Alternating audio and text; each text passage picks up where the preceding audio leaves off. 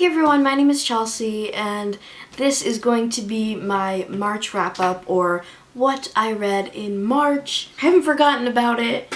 It's just that I have so many videos, like, in the making that I didn't realize I had, and so it might be a little bit later when you see this. Oh my god, what? Come here. Oh, this little bubba. He keeps saying, pet me, pet me. Pet me, pet me. Oh, he's a funny guy. Pulley, pulley. Anyway, today I'm going to share with you what I read in March.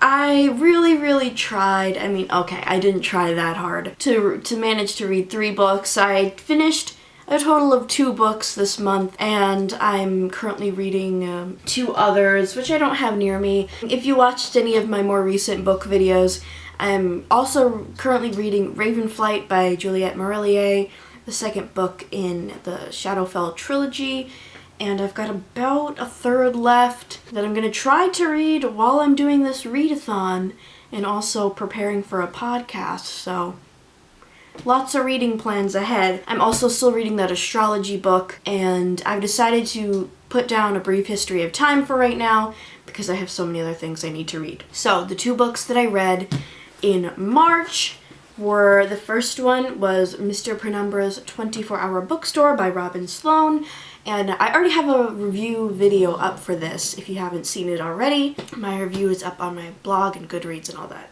This book was quite a disappointment. It was nothing like I expected. You know, it was big on YouTube. All like the popular booktubers were all about it, and I thought it was going to be about books in a bookstore. The bookstore aspect took up maybe like a fourth of the book, and the majority of it was more about this computer programmer kid who just has that air that he just thinks that he's better than everyone, and basically, you know, he can't even figure out the main like thing that they're trying to do. His girlfriend actually figures it out, and yet he gets the credit for it. So I don't know. I really don't like it. I really didn't like this book. It was enjoyable enough. Like, the writing was enjoyable enough. I had a slight bit of that coziness with the bookstore aspect and the older people, but overall it wasn't very good. I have my whole review on it if you want to learn about it, but I did give it 2 out of 5 stars. And then the other book that I finished this month was Anne Frank, The Diary of a Young Girl by Anne Frank. And if you don't know about this book, well man, you should. You really, like, this should be required reading. I think it was in school I read it the first time. Basically, it's about a girl who keeps a diary for 2 years during World War II, while her and her family are in hiding because of Hitler's reign and hatred of Jewish people and the imprisonment. And so it's not a light read by any means, but you get to see the war and everything through her eyes, but also just see her life and see her spirit and her family and how she grows. And it's such an incredible book. Some people find it kind of boring because, you know, she's in the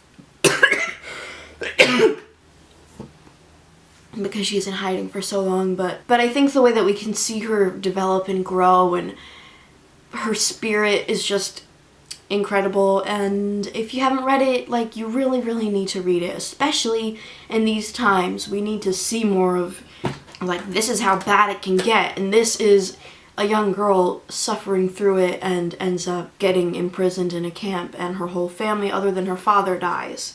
Actually, the part at the back, which was the afterword, talking a little bit about Anne's family and the war in general, that part was like, okay, time to cry now. Heartbreaking to read, especially what happens afterward with her family. I ended up giving this book 5 out of 5 stars because I feel like to give it any less would not be right. And personally for me, would you please stop whining? Personally for me, I really did enjoy it. It was something I could keep picking up. It was a great story in itself, even though it was it was a diary. 5 out of 5 stars, and I will be writing the review for it very soon.